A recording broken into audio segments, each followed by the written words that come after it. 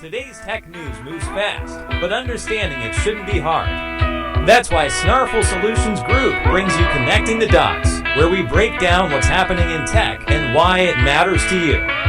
Now, let's dive in with your hosts. Good morning. It is Monday, February 16th, 2026. You're listening to Connecting the Dots, and I'm Alex. And I'm Morgan. We are coming to you live from the Snarful Solutions Group headquarters here in a very rainy Sacramento, California. It is definitely a gray start to the week. We're here to help you get it started, breaking down the tech news and figuring out how it, actually connects to your life. And it is going to be a busy one. It certainly is. First, a quick look outside.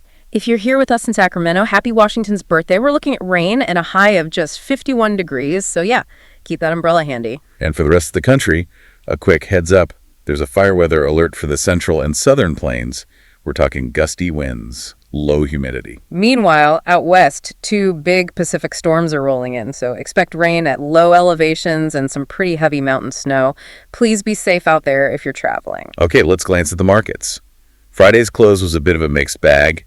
The Dow Jones was up, but just barely, closing at 49,500.93. Yeah, and the S&P 500 was basically flat. It closed at 6,836. And for anyone watching crypto, Bitcoin's trading down a little this morning. It's sitting around 68,314.73, which is off about 0.67% for the day. So a bit of a slow start. If you're feeling that slow start like I am, we've got just the thing. We are so excited to welcome our new partner, Strong Coffee. And this is not your typical instant coffee. Strong Coffee is premium, and it actually tastes like a real traditional brew. But here's the kicker. It's packed with 15 grams of protein, MCTs, and adaptogens like ashwagandha. Which means you get this clean, sustained energy, but without the jitters or that awful afternoon crash. I had some this morning. It's fantastic. So if you want to give it a try, head over to strongcoffeecompany.com and listen to this. Use our promo code SNARFL for 20% off your entire purchase. That's a great deal. And you'll need that energy because our Morningstar report is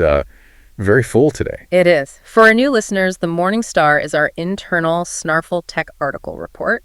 We've got 3 huge stories today. We're talking about the rise of AI agents, a user explosion in India, and a push for something called a global AI commons. It really feels like we're moving into a new phase. We're past just cool demos, and now we're talking about real infrastructure. Let's jump right in.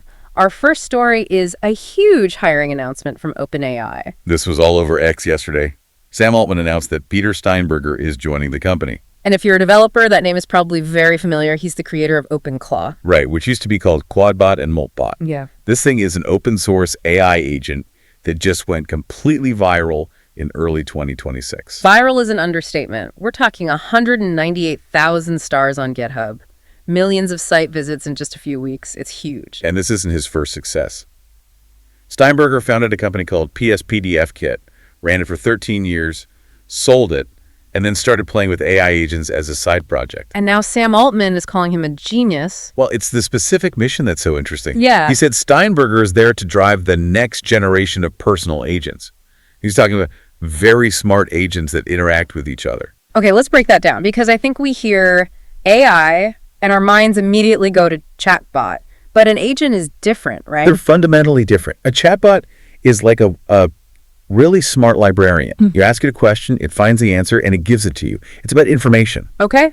An agent is more like an executive assistant. It doesn't just answer, it does things. It completes tasks, makes decisions, takes action, all without you needing to guide every single step. So instead of asking ChatGPT to, say, write an email to my dentist, Right.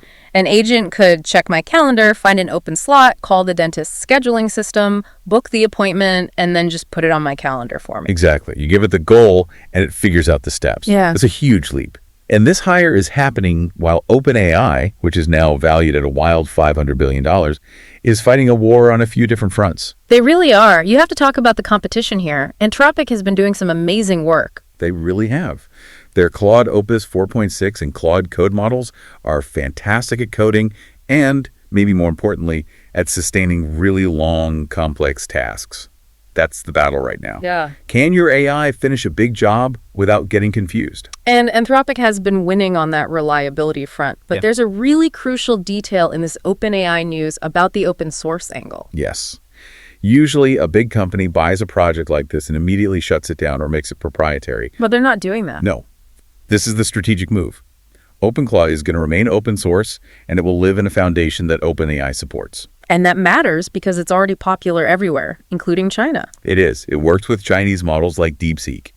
By hiring Steinberger but keeping the project open, OpenAI gets to keep a major foothold in that fast-moving open source community. It's a classic if you can't beat them, fund them strategy. It keeps them relevant in a space where they're usually seen as the closed guys. And it gives them priceless data on how people are actually using these agents in the wild. So if you had a perfect personal agent right now, what's the first annoying task you'd get it to do for you? Oh, that's so easy.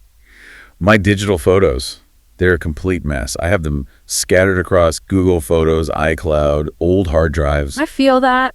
I would pay so much money for an agent that could just go in, tag everything, delete the duplicates, and organize it all. What about you?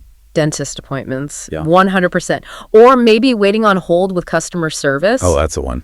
If an agent can just sit on hold with the airline for 45 minutes and then ping me when a human finally answers, that would be life-changing. I think the death of hold music would be the ultimate killer app. And that actually brings us perfectly to our next story, because while we're dreaming about these advanced agents, the current chatbots are growing at an insane rate, especially in India. The number here is just staggering. Sam Altman is in New Delhi right now for the India AI Impact Summit, and he just revealed that ChatGPT has hit 100 million weekly active users in India. 100 million. That makes India OpenAI's second largest market, right behind the US. Yeah, and globally, ChatGPT is around 800 million weekly users, almost 900 million. So 1 out of every 8 or 9 users is in India. And here's the really interesting part, the demographic. Altman said India has the largest number of student users in the world. That's the key. This isn't just corporate adoption. This is the next generation of workers building habits right now. It's just like how we all learned to use Microsoft Word in school, Yeah. That locked in an entire generation. OpenAI is hoping for the same effect. But, and this is the big but, how do you make money from that? 100 million users is great, but are they paying customers? That is the multi-billion-dollar question. Most are on the free tier. The average mobile data plan in India costs less than $3 a month.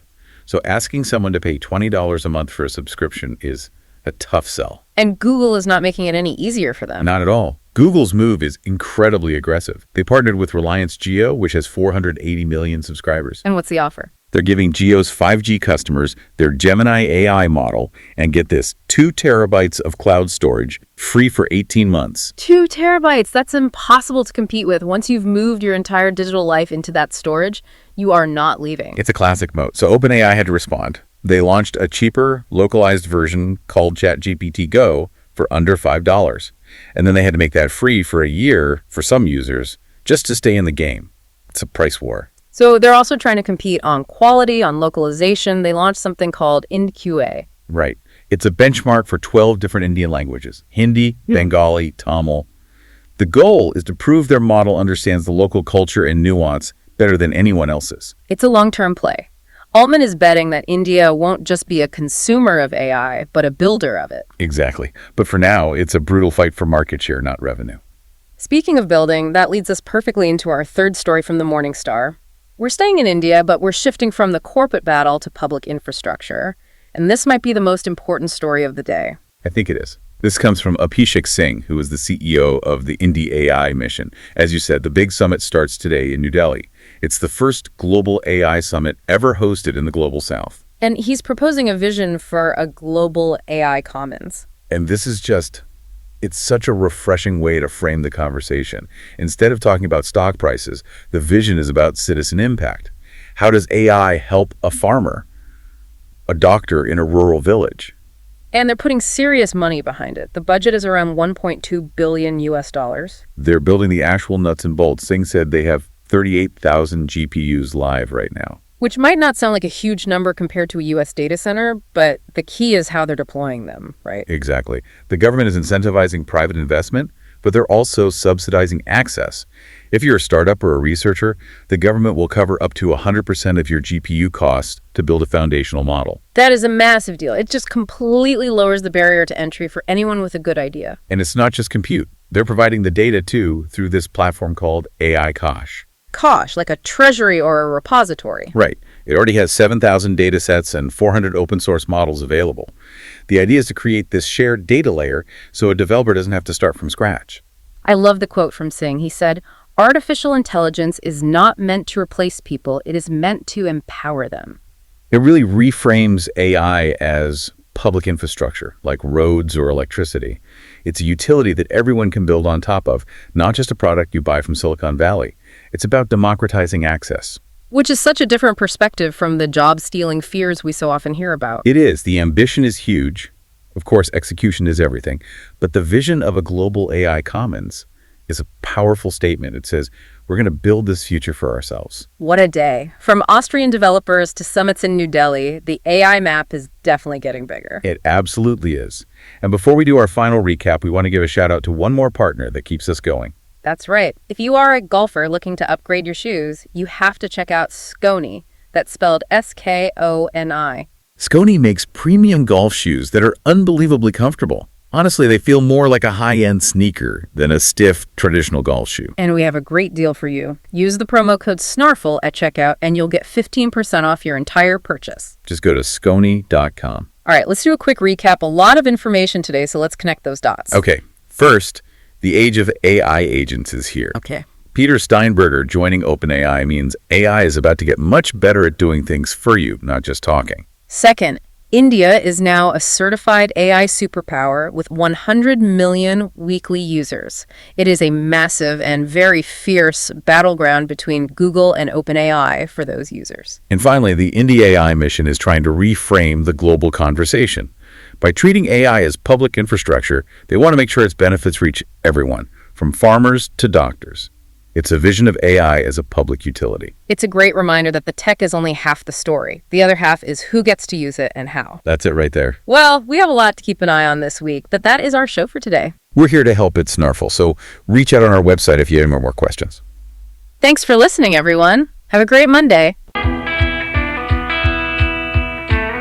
That's a wrap on today's top stories.